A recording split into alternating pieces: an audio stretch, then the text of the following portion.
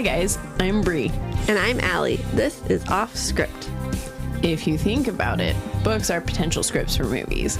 When this adaptation happens, typically it's disappointing because they went off script. In this series, we will be talking about how off script they went.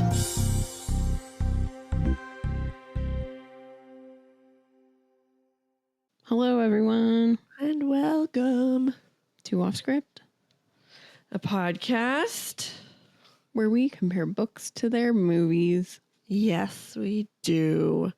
And today, I'm Bri. I'm Alli. You forgot that. Yes, we did. Today we're doing the Joy Luck Club.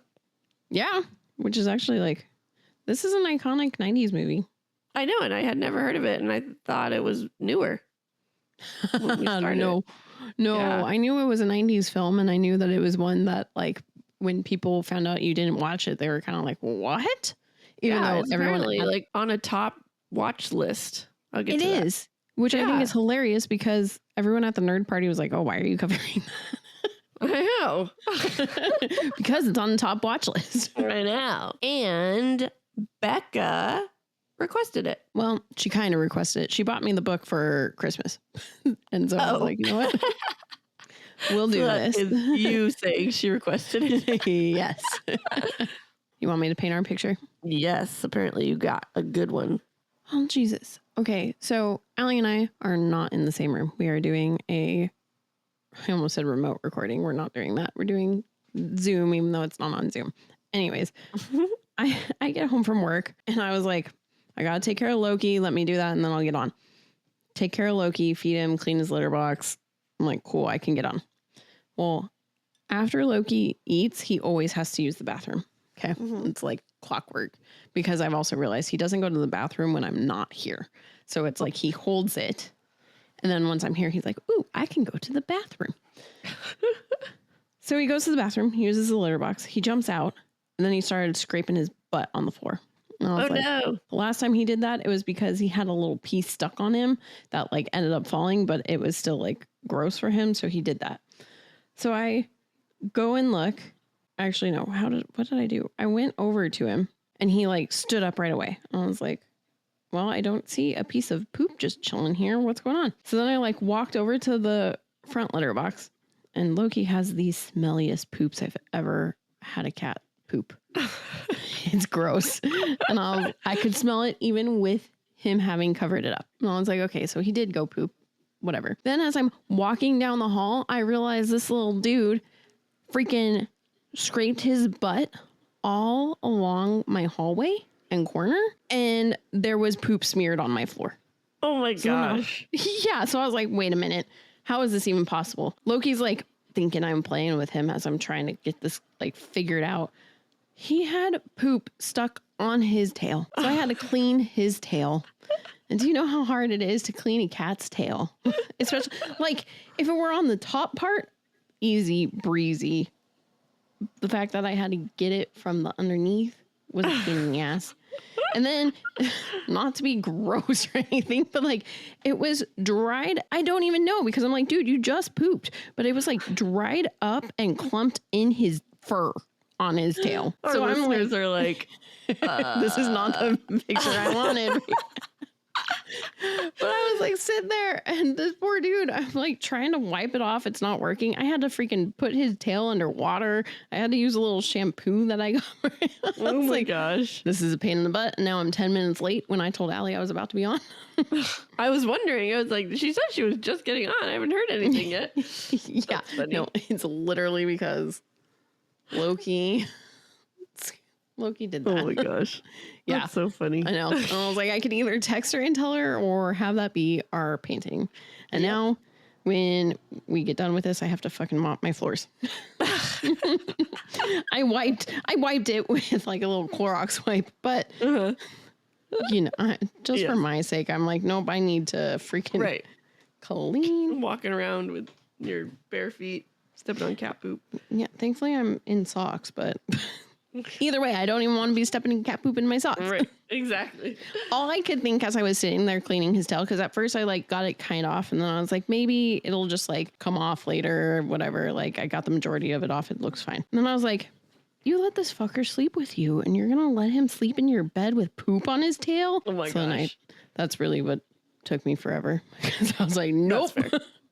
Yes, I would do the same. I was like, we're getting it. He was not happy, especially because since it was clumped, I had to like pull on his hair. Oh, yeah. Man. He kept trying to claw at me. And I was like, I nope. believe it. And I was like, this is how you know I love you, because I'm sitting here cleaning your shit. The things we do for our pets. Yeah, fuck. I know. Clutch. Oh my gosh, my little old guy. I don't know. So we were gone all day yesterday. It was Father's Day. And so we were gone all day, and we get home, and Clutch already, it was something was off because he didn't jump up on the couch before we left. And he always does. He was just laying on the floor. I'm like, you never lay on the floor. Well, then we get home last night, and he is like yelping, and he's like walking really weird, like his back legs seem closer together, and it's just like it hurts to walk type of thing. And I'm like, oh my gosh. So like, and like if you push on his back like even a little bit, he yelps. So I think like he either got a pulled muscle or his back is out or something. And so I'm hoping it's just a pulled muscle. And so today I went and bought, I didn't even know they sold this, but they would sell dog aspirin. So I went and bought dog aspirin for him. Can't you just give a dog aspirin though? No, it's Did you really? Can you give a dog aspirin? I'm pretty sure you can. I don't know. Well, I bought dog aspirin, so You probably spent like 5 times as much. Yeah, because I'm pretty sure you can give. I think it's like they can only take like half of our dose or something like that. But I think they can. I should have looked that up. I just typed in pain relief for dogs, and dog aspirin came up, and I was like, oh, okay, this is what I need. So got him some dog aspirin, and I gave it to him, and he actually did seem to get better because we went to PetSmart, so we always get dog toys when we go there. And so we just got, and he really wanted to play, which he did not want to do earlier today. And so we like barely were throwing it, but like as the night's gone on, you know, it's worn off a little bit, and he's back to not feeling good. So I just don't know. I'm going to give it like maybe a few days, because all they're going to do when we go in is they're going to do x-rays, which, you know, if something's wrong, obviously, yes.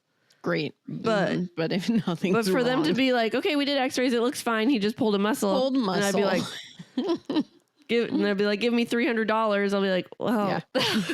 So I'm like, but you know, you have that guilt of what if it is something really wrong and you're just letting him suffer. So I don't know. So we'll hopefully, we'll see. Fingers crossed.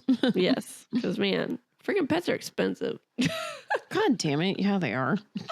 Unfortunately. Oh, well. Anyways. Okay. Yep. I hope y'all were enjoying our pet podcast. Petcast. Yeah. We should make a pet cast. That should be one of our mini-sodes. Just all about pets. Just talk about our pets.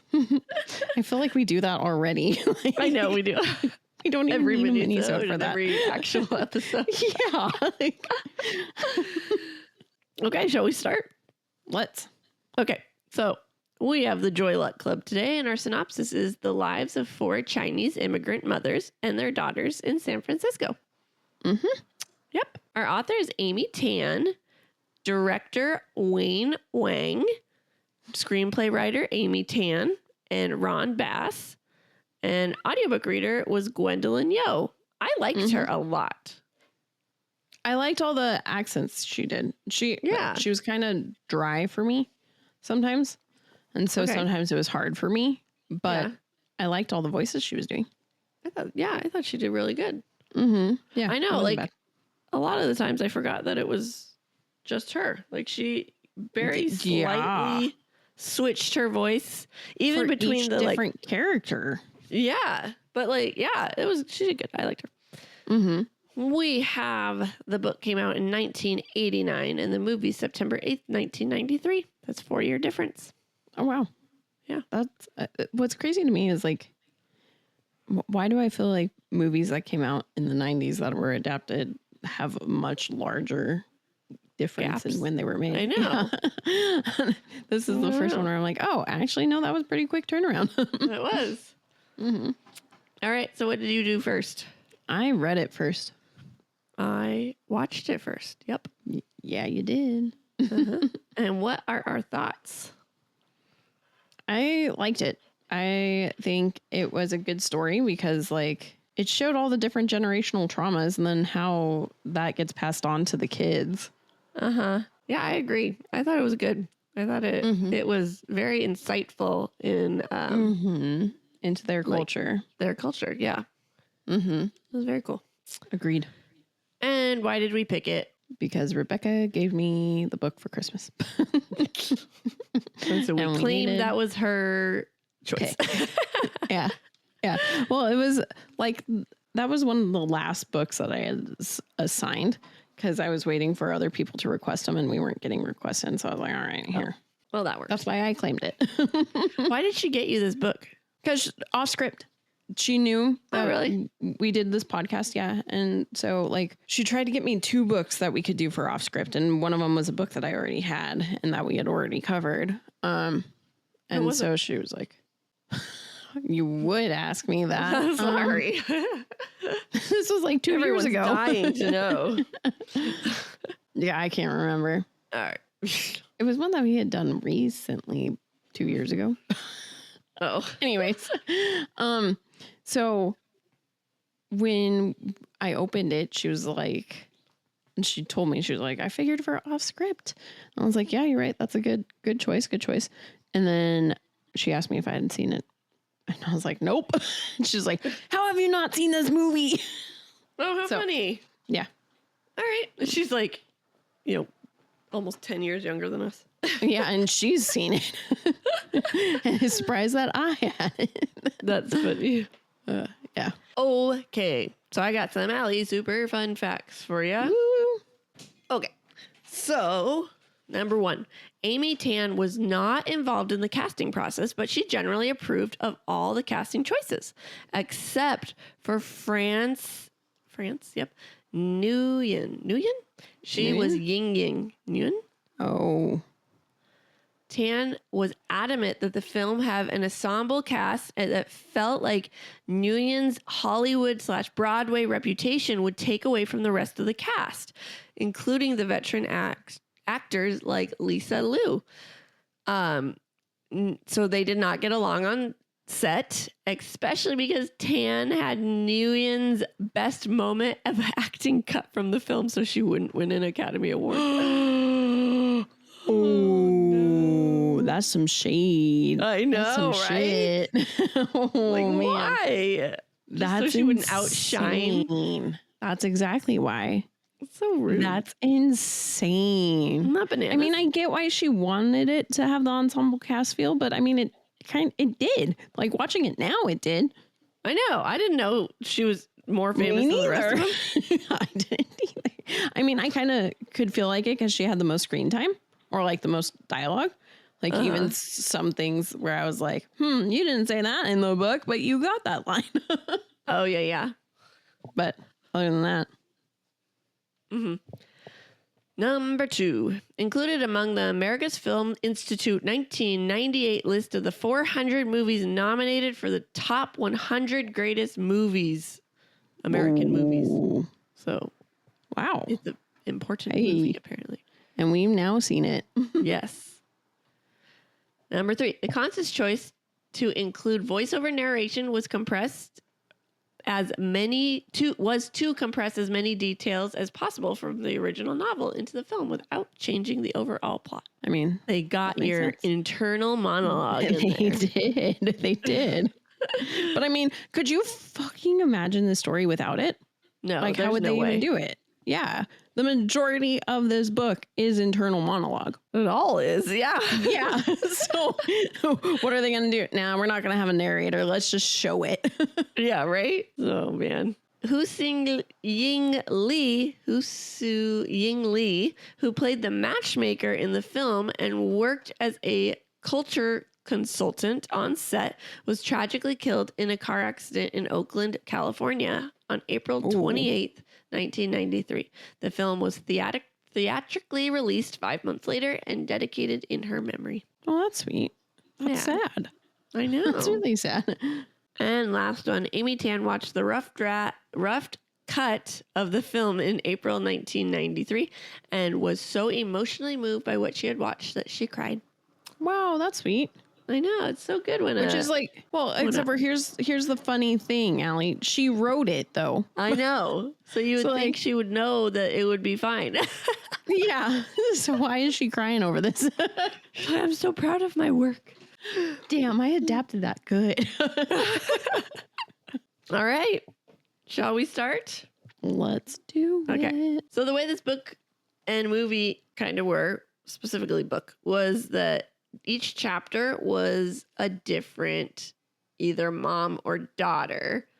And I went back last night and wrote whose mom and whose daughter they all are so that we can keep it true. Like, because man, I was confused. Getting confused. All right, so here we go. So it starts off with June's current life. So she's Su Yen's daughter. She shares how her mother had just died from an aneurysm very suddenly. Her father asked her to join this group of friends, and they played Mahjong. How do you say it? Mahjong. Mahjong. Yes, Mahjong, and called themselves the Joy Luck Club.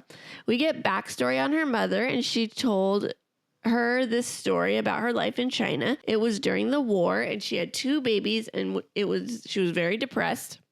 She ended up meeting with friends, and they played mahjong together, and they would all bring food, which was very scarce back then, but it gave them a little joy. And when they played, they were hoping for a little luck to win.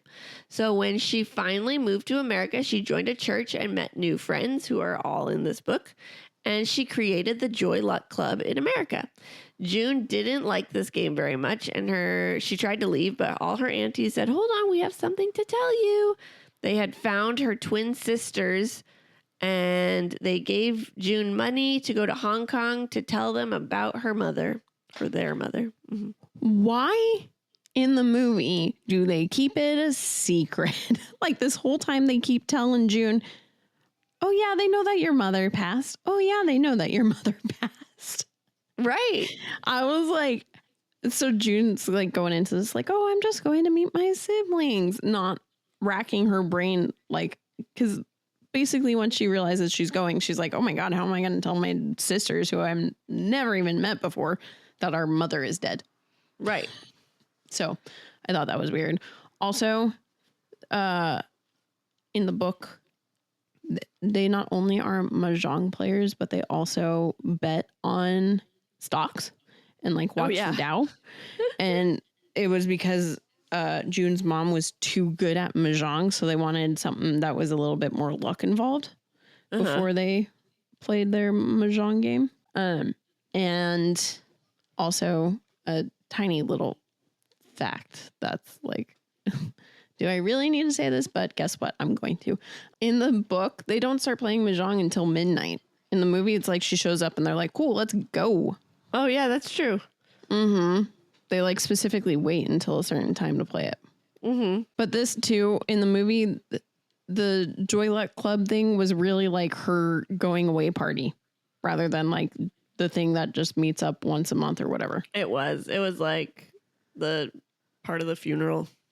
Yeah. Part of the funeral and the like, "Okay, you're leaving tomorrow. We all want to say goodbye to you." Oh, that going away party. Yeah. Oh, but you're right. You're right. Because they did tell her about... That was the thing, too, that was confusing. Because I felt like in the book, June knew about her siblings, just didn't know that they were alive. And I felt like in the movie, her aunts told her about the siblings at her mother's funeral. Yeah, but there's that scene when she was little where she says, "I wish I was dead like your..." So she did know about them. Yeah, she did. Okay, yeah, you're right. You're right. Okay. But they did have a completely different scene where she found out about her aunts writing to them. Right. Which is also weird. Why do you change that? I don't know. There were interesting changes in this one. I know. Sometimes I was like, that doesn't make sense. It was almost like they wanted to give it more of a Hollywood feel without being over the top. I don't know. Yeah, I could see that. All right. So then we go and we follow Anne May's childhood. So that's going to be Rose's mom. And she's in China, and her aunties tell her how awful her mom is. And if she ever sees her mother, she should not look at her and not speak to her and never say her name because it would be disrespectful to her father. Her mother shows up in real life, right? She shows up and is like brushing her hair, and she's terrified to look around. Mm-hmm. And after a while, Auntie comes in and her mom's gone and tells her, is it that her grandma is dying or her dad is dying? Anne May's dad or mom or grandma. Oh, it was grandma because it was her mom's mom. Yes, like she worded it in a weird way. Like my mother is dying. Yeah. Okay. So her grandma's dying, which is why her mom came back. And she goes in there and her aunt is doing this ceremony. Was it her aunt or her mom doing the ceremony? Her mom. Aunt. Her mom. No, it was her mom. Mm-hmm. So her mom was doing the ceremony where she cut like part of her arm out like off and like made like this soup. And like, yeah. And that's apparently a thing that they did in China for when family members die. Yeah. That sounds gross. That sounds really gross. But yeah, that was Anne May's childhood.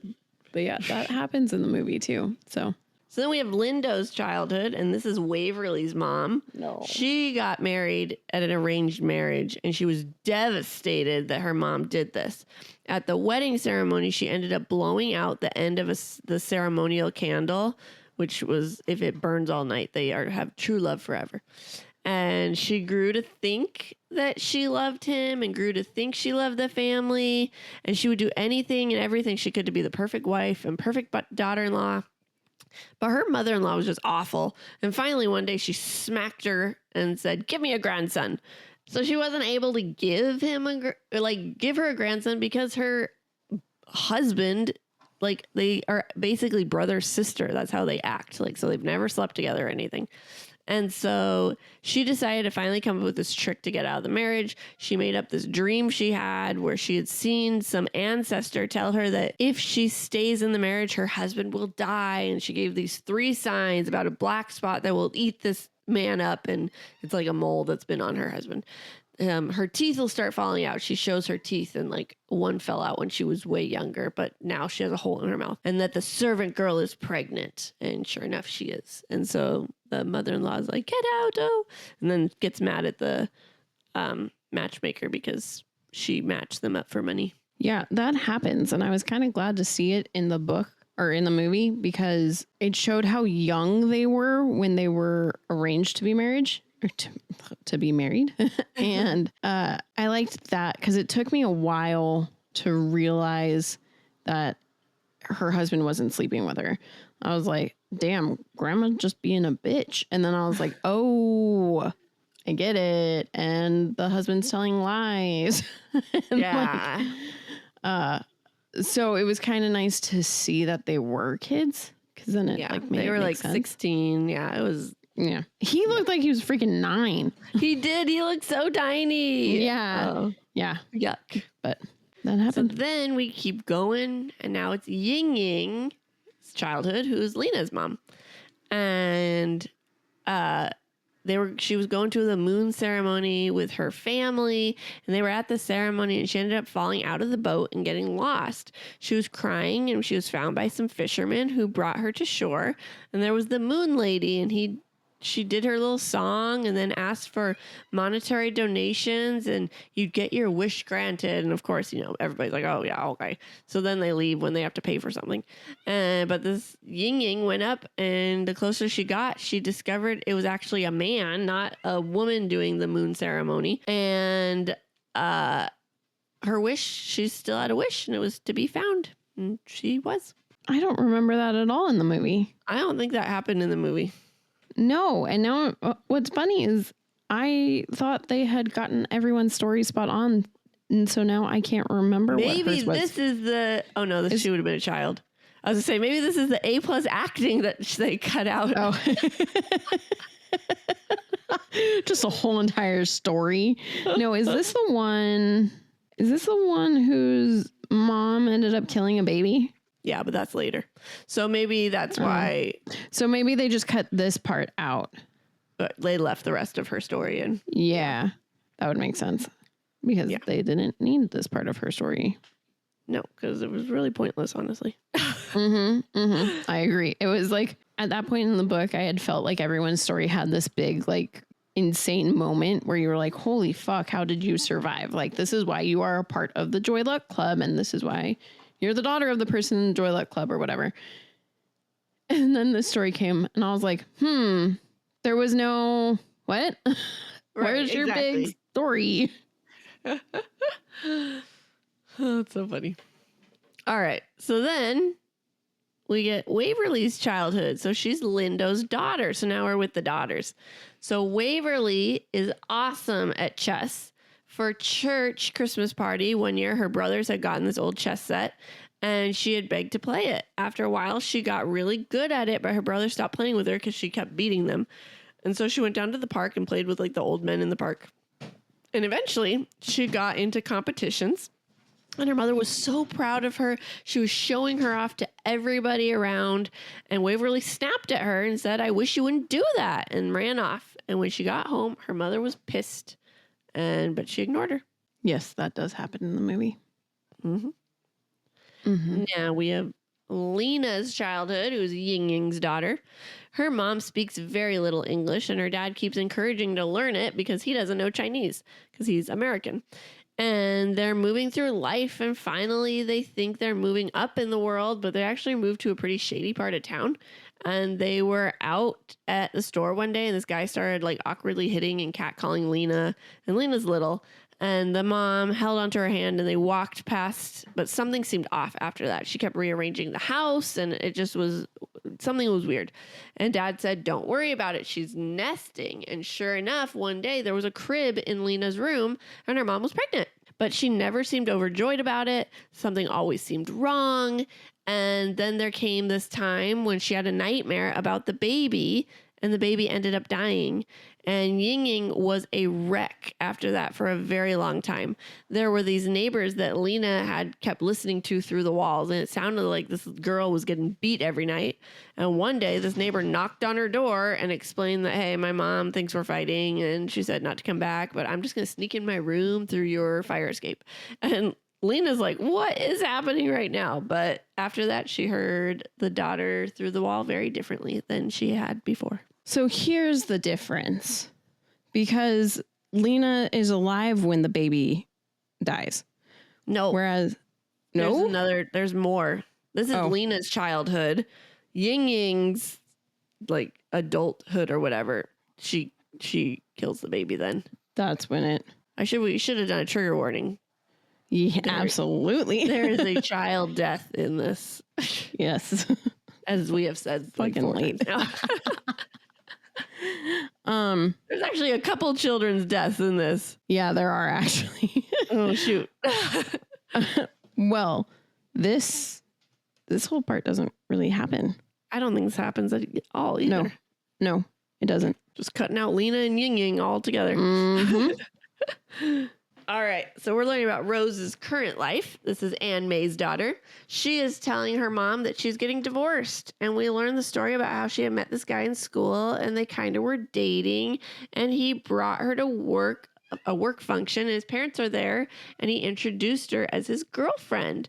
Mom then brought Rose over and basically was like, I know you're very nice, and my son is going to be working with pretty important people, and they have higher standards. And she's basically saying all this racist stuff, like, my son can't date you because you're Asian. And when Rose went home, she tried to end it, but he asked why, and she said what his mom said. They ended up dating for another year, and then they got married, and life seemed pretty good until one day he had a malpractice lawsuit against him for his doctor stuff, and he kind of got like a little shaken and wanted Rose to make more decisions, because she always was basically a yes wife and just whatever he wanted, like she was happy with, she was fine with, but he wanted her to start making more decisions, and that put a disruption on the relationship, and they ended up getting a divorce over it. First off, she's the first like story that we get in the movie. So they put the people's stories all out of order. Yeah. And when the guy's mom starts talking shit about her or is being racist to her, the boyfriend sees it himself and witnesses it and comes up to her and is like, what the fuck? Yeah. I was like, you weren't supposed to see that, sir. I don't remember him getting a malpractice lawsuit either.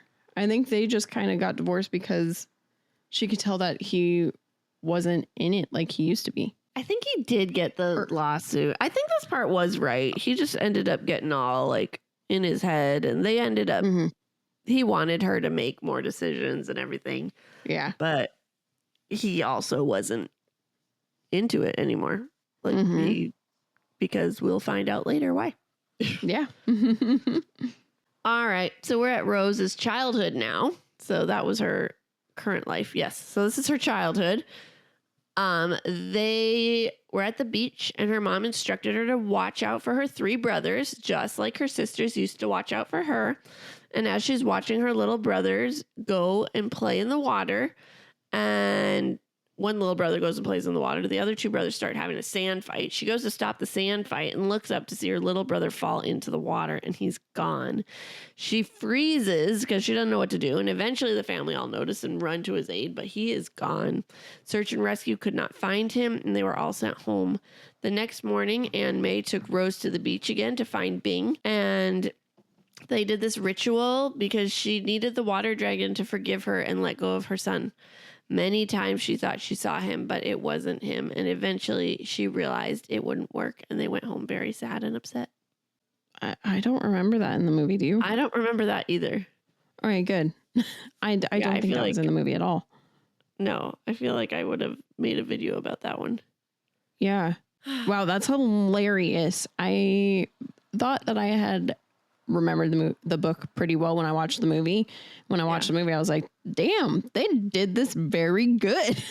And now I'm like, I think it's easier to remember the parts that you see and be like, they changed it this way instead of like remembering, they just left cut this out whole story out. Yeah. Yeah, that's very true. All right. So then we're with June's childhood, and Su Yen's daughter is basically just saying how disappointing she was to her mother.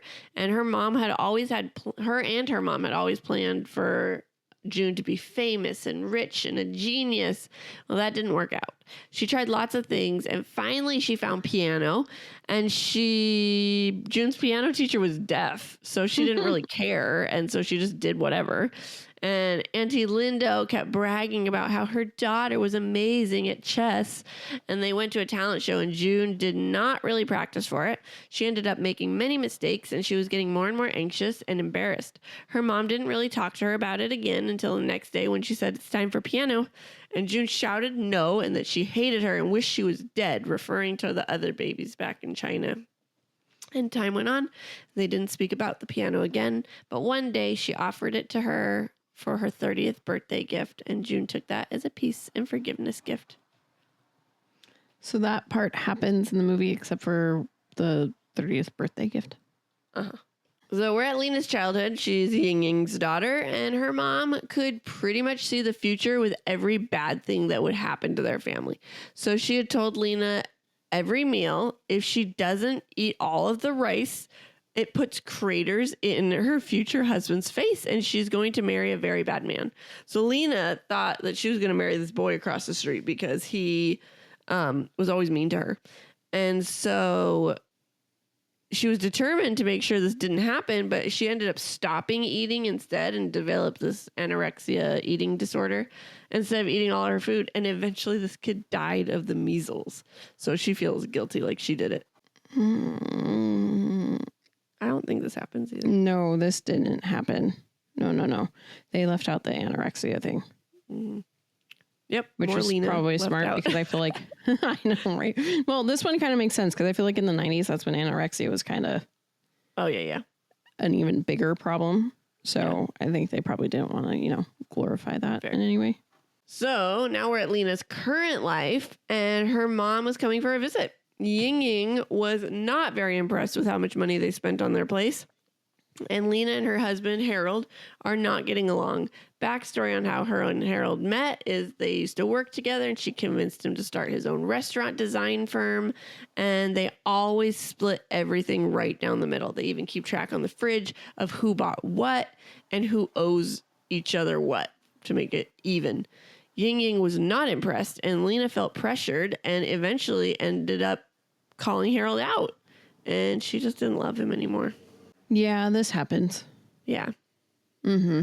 So we're at Waverly's current life. She's Lindo's daughter and she's engaged and she has to tell her mom, but she's really nervous because he's not Chinese and her mom always thinks she knows best. And she was not happy with her first marriage.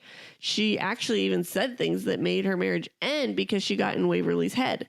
They decided to have dinner together and she set it all up by going to her Aunt Sue's house and writing a thank you from her fiance saying, "This is the best Chinese food." Or she wrote the thank you, but said that her fiance said, "This is the best Chinese food he's ever had," which then, of course, made her mom want to make her Chinese food. But he had no clue on how to accurately make her mom feel like she did a good job. So Waverly was very upset when they got home because Rich didn't even see what her mom had done.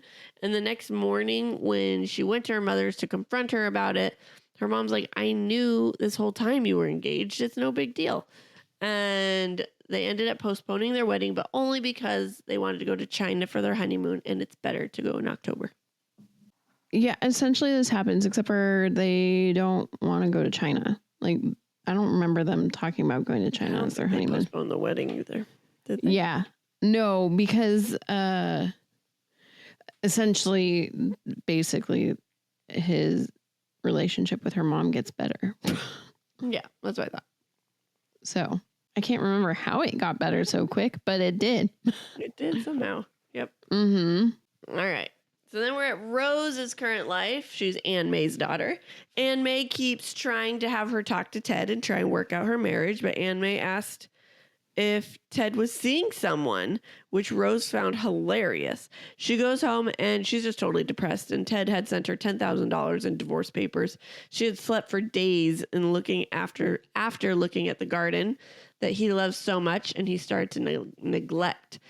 She finally woke up, her mom calling her, and she's like, "I can't deal with this right now." But then Ted also called her, and he wanted the divorce papers back because he was getting married again. She just laughed and said, "You can come get them at the house. I want to show them to you, or I want to show you something."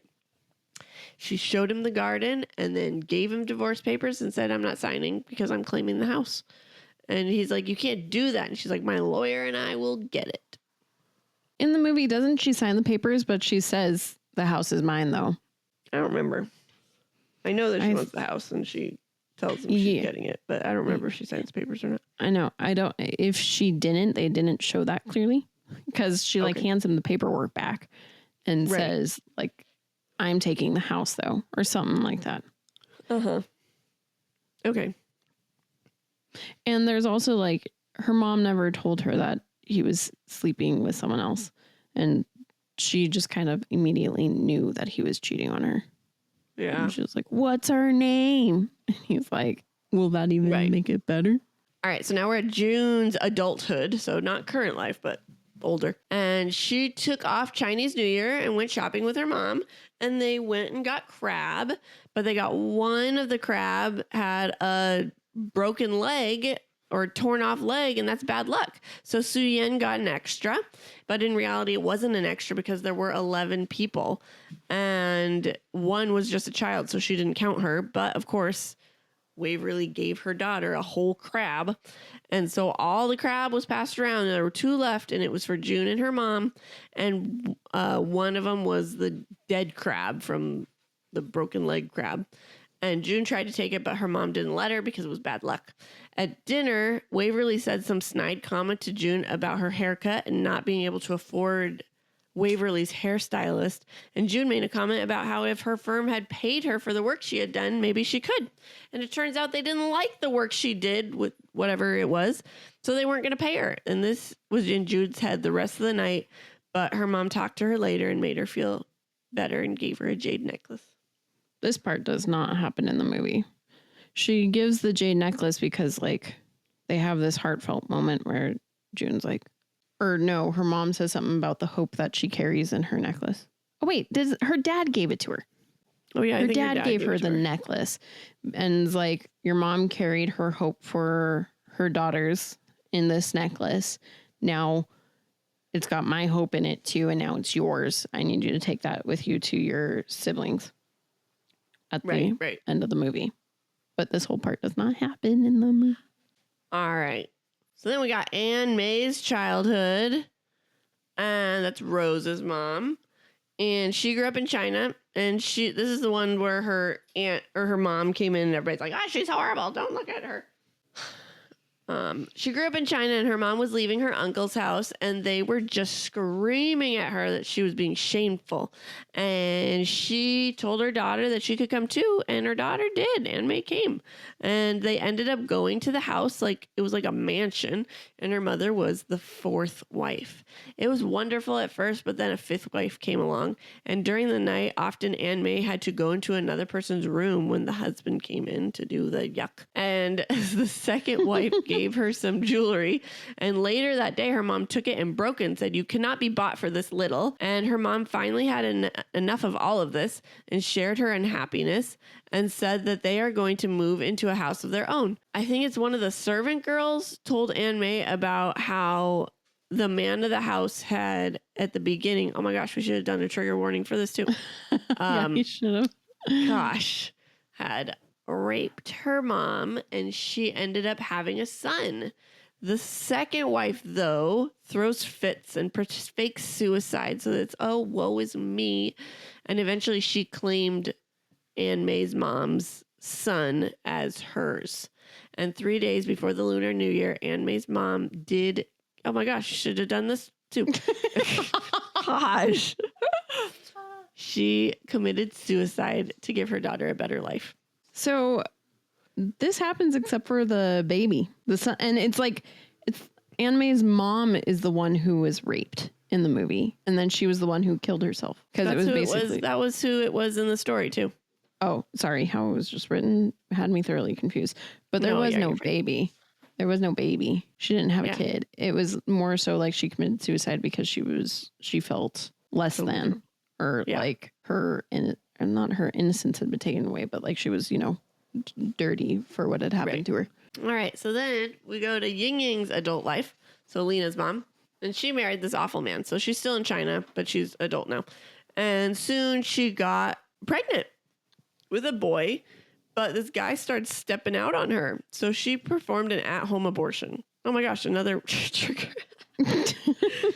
Wow, I didn't realize how many triggers there were in this one. She eventually left him and married Lena's father. And she does love her father so much, but she's just a shell now because of what she went through. And that's the biggest regret, is because she's a shell. When Lena was born, she was born as half a shell in her belief. And so she came up with a plan to talk to Lena by knocking over the table in the guest room, because she's staying in her and Harold Lena and Harold were having a fight. So Lena comes running upstairs to talk to her mom. So this happens, except for she doesn't perform an abortion. She actually has the kid and has to deal with her husband. It was so sad. Oh, it was so sad. Especially since I sat there and I was like, I don't remember this being part of the story. And now I realize why, because it was an abortion, she had this cute little baby and her husband was cheating on her and she kept trying to get him to come home to her son and to her, but he kept yelling at her and called her a whore.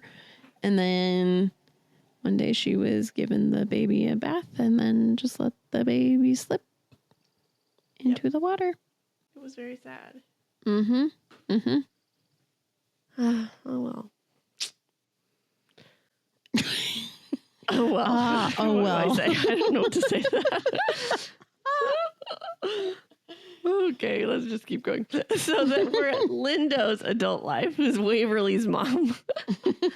She finally moved to America. She got a job at a fortune cookie shop, and it was really funny because she's like, this is so stupid. Like, why do Americans think we do this? And I thought that was so cute.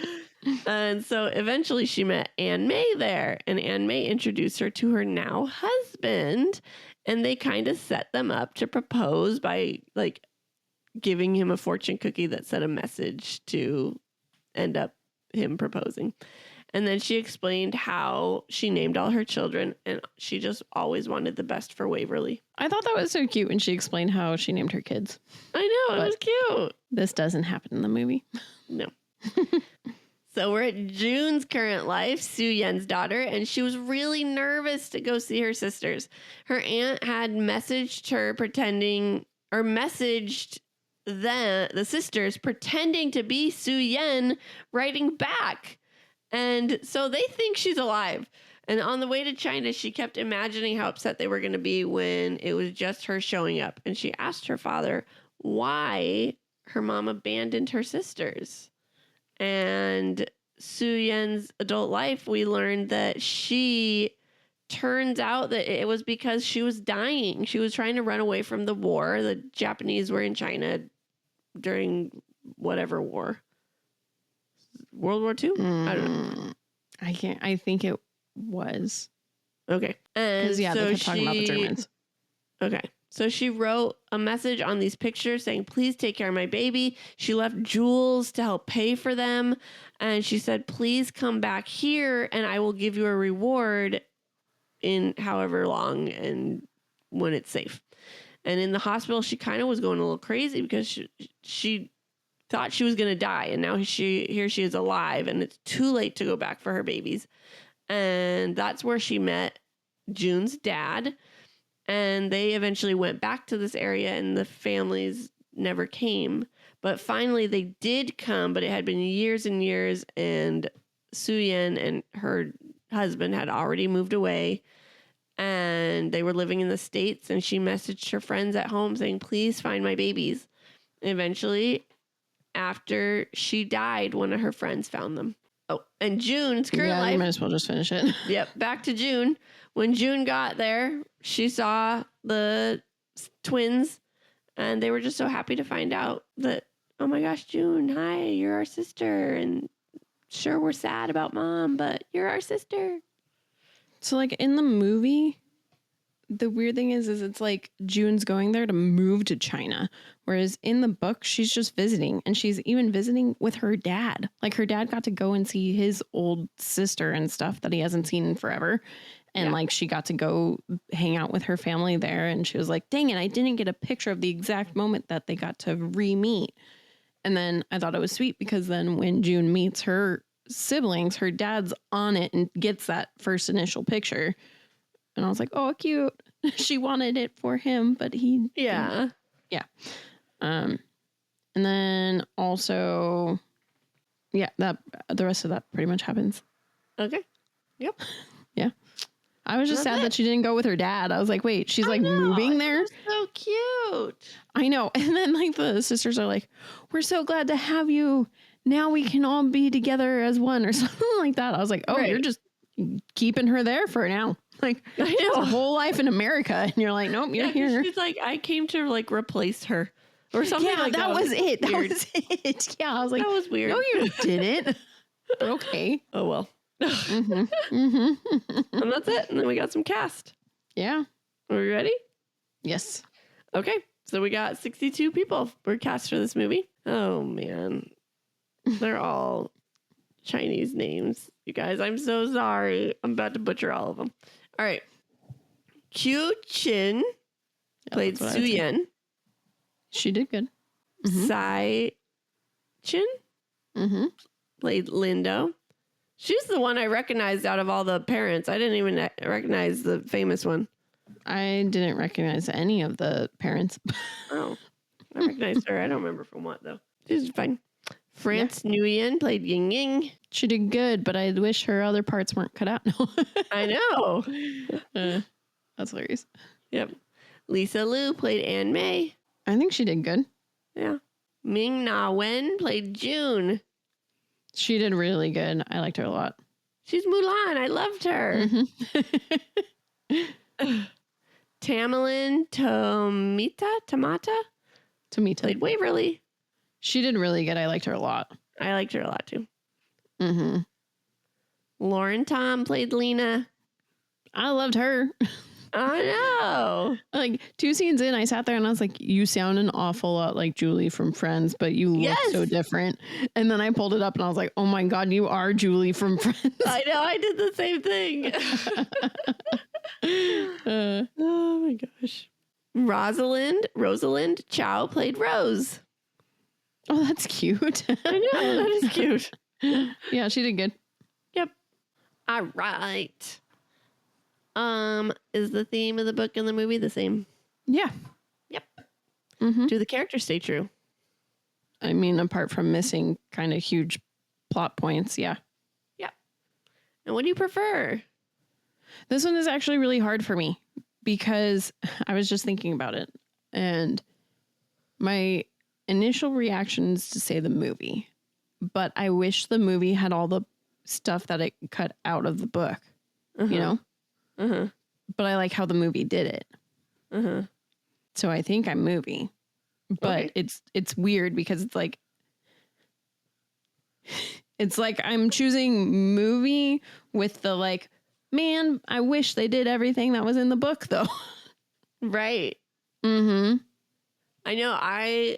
So last night I went through and I had to get all of our stats for our recap next week. And I was like, okay, I could just finish off mine because I couldn't do yours yet because I didn't know. And I couldn't do it. I didn't know. I was like, I got to wait till we do the whole podcast so I can like refresh myself. Typically I don't know. Yeah. Yeah. So it was hard for me too. And so, but I think I'm going to go book. Wow. Really? Yeah. I really liked all the stories. This one was hard because, okay, so I started, what was it? Oh, I watched this one first. So I watched, like, I got through half of it and then I was like, okay, well, I can start it the next day and then just finish the movie so I can like get stuff. Get to where as we said, the stories were out of order. Yeah. So I was like, wait, what? Like, I have to stop. I'm rooting for myself.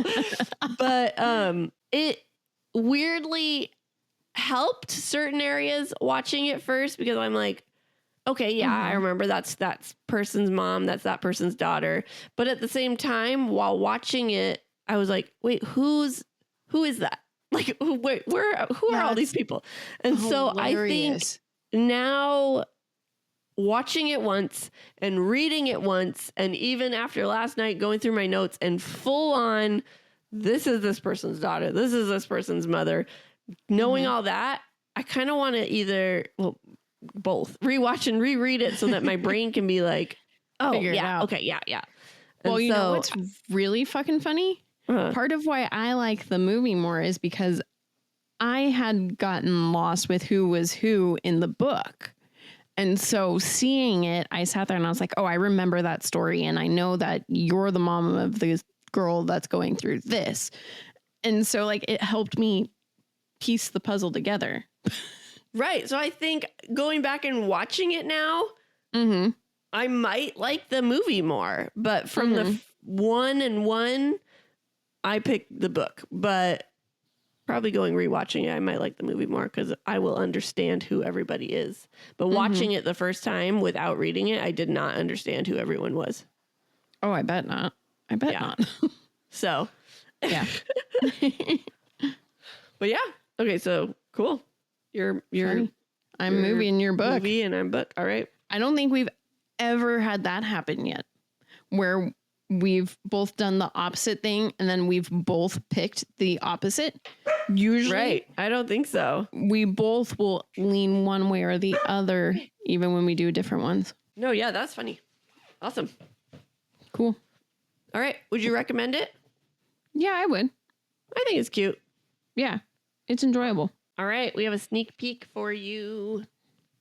We have a website, offscript253.wixsite.com/offscript. Yes. And soon it will be updated. Woo! With our season it's been kind of 7. Like, this is all the wrong information. It'll be updated with season 7. It is about to be updated with season 7. And we're going to do our darndest to stick to it.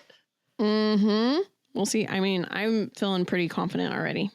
So far, I'm feeling good. We're already one book done. You're deep into another one. I'm going to watch it tonight.